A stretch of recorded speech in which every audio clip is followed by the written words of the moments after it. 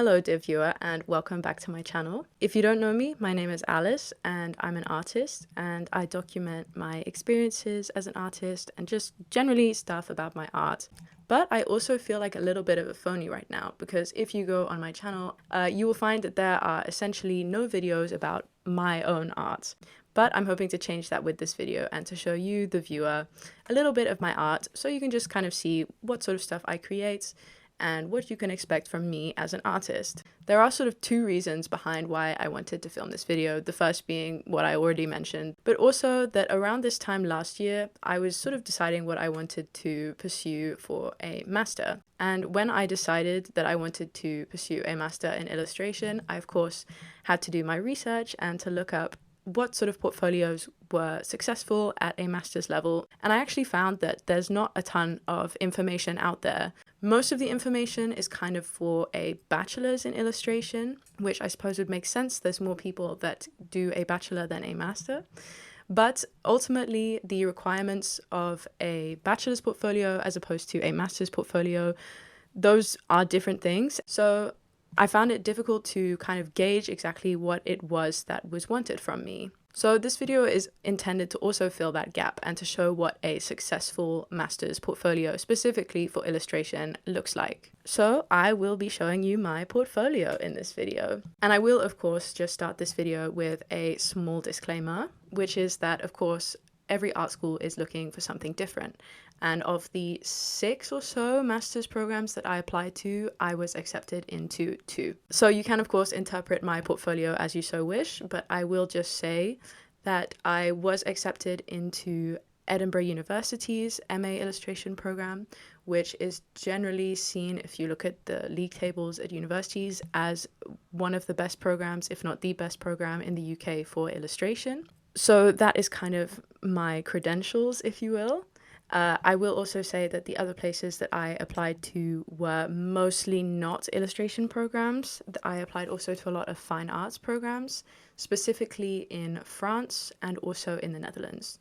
So I applied to a painting MA in Groningen and also to several fine arts programs in France. So I think I applied to Montpellier, Lille, Rennes, and Bordeaux, and I was rejected from Groningen and also from all of the French universities except for Montpellier, and also from Lille I was technically not rejected but waitlisted. The only other thing that I would add to this disclaimer is that I came from a background in philosophy, so specifically I did a bachelor in philosophy and I have no bachelor in the visual arts, so this may have also been a factor in why I was rejected from so many places, but of course I can only theorize this.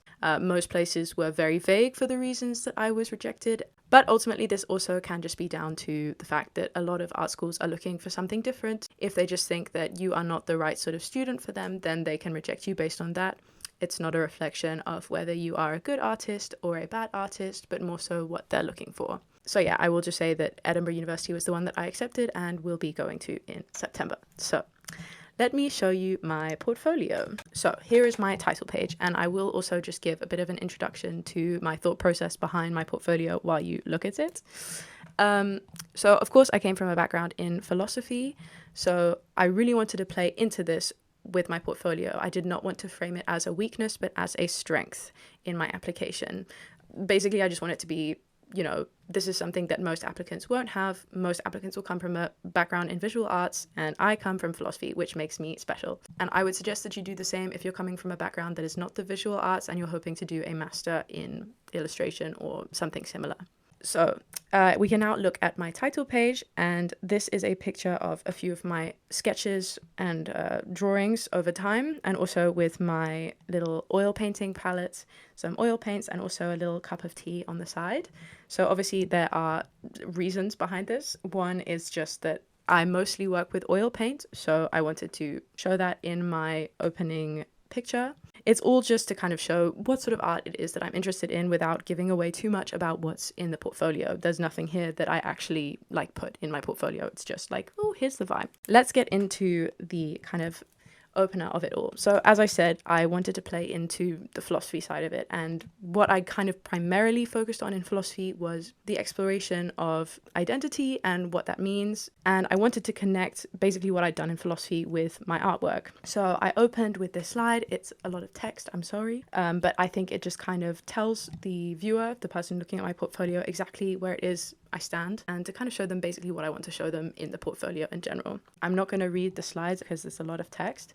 If you would like to read the slides, then I suggest you pause and look at my descriptions. So what I'm going to focus on right now is basically exactly why I decided to include this piece, why I positioned it where I did. So let's have a look at the first work in my portfolio. So this is what I open on. The name of this piece is Entangled, and it is graphite on paper. I used a graphite stick, pencil, and also graphite powder for this work, and I made this in 2020. So I decided to open on this piece because I feel like it showed a lot of my technical skill as an artist. I can draw quite hyper-realistically, so this is kind of what I wanted to show with including this in my portfolio. I also think it's just generally one of the works that I'm more proud of, so I wanted to open on something that I felt really good about. And also this portfolio kind of goes in chronological order, so we're going basically from oldest to newest, but I've also organized it in conceptual sections, as you will see. So this focuses specifically on my exploration of self in the context of conflict, but then as you will see in later sections, then I explore it in different senses. So going on to the next one, this one is called Gêne. It's oil on paper and it's from 2021. This is actually a painting of my grandmother from when she was young. And basically with this one also, I was kind of trying to show the development in my thought process, specifically in the context of conflict, and to show kind of how conflict has affected my family and me indirectly. So yeah, with this one, I just kind of wanted to show a bit more of how I've explored with kind of different textures. You can see that I ripped the page that I was working on and tried to texture it to look quite old, so then it kind of shows a bit more that I'm willing to play with the actual material. So that was my thought process behind including this one. And then this is a slide specifically on my idea development for this piece. This was because I checked the assessment criteria for portfolios specifically in Edinburgh, and they said that they wanted to see idea development. So I included a study as well as some of the research that I did for this piece, which was to ask my grandmother about some of her experiences as a child during the war, like specifically World War II. So yeah, that was just to show my thought process. And the next one is kind of a culmination of the pieces that I've already shown. So this one is called War Paint. It's a self-portrait. It's oil on paper and it's from 2020. It was to show the implications of what my family had been through in terms of conflict in a generational sense, so to show how it could affect me in the future or my perception of myself in the future. So yeah, that was the idea behind this piece, but also I was really proud of this piece and I wanted to show it. Yeah, and this also won an award at an art contest, so I also wanted to include it for that reason, so they could see that I've been entering in art competitions and stuff in the past. And then we go into the next section, which is Murakami and self. So the reason that I wanted to focus in particular on Murakami is for several reasons. One, I love Murakami, but also I wrote my thesis, my bachelor's thesis on Murakami. And so I wanted to kind of, again, show this bridge between my studies in philosophy and my artistic practice. So this is a book cover that I made for the book that I wrote my thesis on. And also with this, I wanted to show how I was specifically interested in illustration, because a book cover and stuff is generally what is left to an illustrator to do. So kind of to show my awareness of how I could fit into the career context as an artist. And the next one is a development of the Murakami and self one. This is a work inspired by a particular series of events within the novel.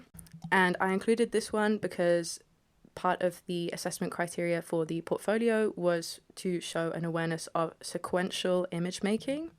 So this one, yeah, it's kind of to give an idea of sequence and my ability to illustrate on a narrative level.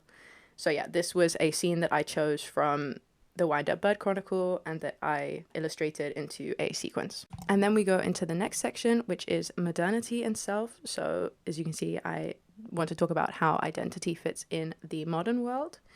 And this was a piece that I made last year, so I'm getting to more recent works now. So this is a piece called I Don't Think We Were Made for This, which is also a self-portrait, and it's graphite on paper. So I included this piece because I wanted to show again that I'm willing to kind of explore a bit with my materials. As you can see, I stuck like bits of paper on it and wire and mirror, and I also like crinkled up the paper quite a lot. And this is graphite on paper, but I also mixed it with a water-based varnish, so it kind of acted a bit like paint. And again, this is just a idea development slide to show how it is that I got to the final piece, and to show that it's kind of something that I've been thinking about for a while, and then this culminated in one big piece. And the next one is a work called The Modern Artist, which is oil on wood, and I made this also in 2024.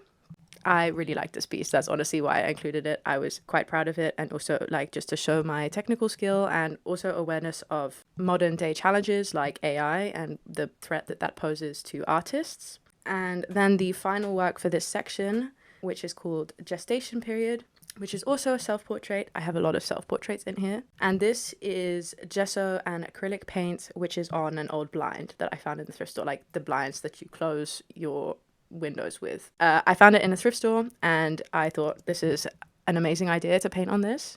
Don't ask me why.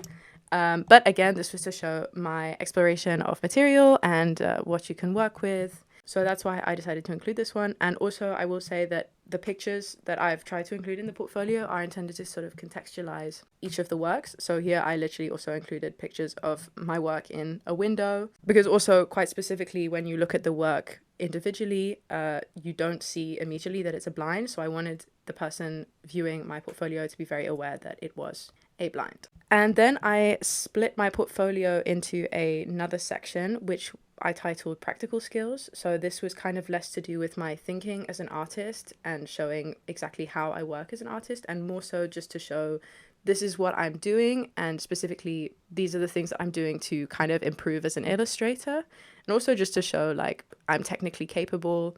This is my first slide in it, which is one of the stickers that I made for the Student Association of Philosophy while I was studying in the Netherlands. So basically I made a series of stickers which were kind of philosophically themed, and this is one of them. So I showed what I had done, also to show that I was actively working on making things in my spare time, because I did this during my gap year, to show that I was, you know, still an active artist, still interested in developing my experience.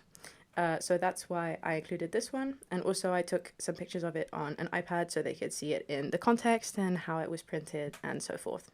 And the next one is kind of, again, showing my idea development and how I got there, and also to show kind of my ability as an illustrator to respond to a prompt. And the next slide is also just another example of one of the stickers that I made. I just showed the two that I was most proud of. I showed my idea development for that as well in the next slide, and also to show like the process of trial and error and the ideas that I scrapped and the ideas that I went with, which is also an important process in illustration. And then the final slides are just plain and simple observation work, to show that, you know, I'm a good observation artist as well, and I can work well from observation.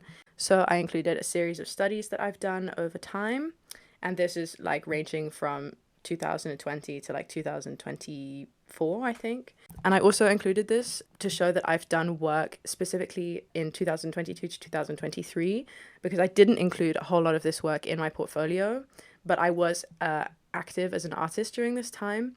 I just wasn't proud of a lot of what I made between 2022 and 2023. So I kind of also wanted to show like, hey, this is a time that I was focusing on developing my skill as an artist. That's kind of contributed to what I was able to make later on. So it's kind of to accommodate also for that gap in the years in my portfolio itself. So yeah, that is the end of my portfolio. I hope that you learned a little bit about me as an artist, and I also hope that it was useful if you're looking to apply to a master's in illustration. Also, if you're looking to apply specifically to Edinburgh University, maybe this gives you an idea of the sort of thing that they're looking for. And of course, if you have any questions, then you can also contact me. My Instagram is in the description, my DMs are open, and you can also just comment on this video. I will respond to most of them. So for now, I will just say thank you very much for watching. I hope you learned a little bit about me as an artist, and I will see you all in my next video.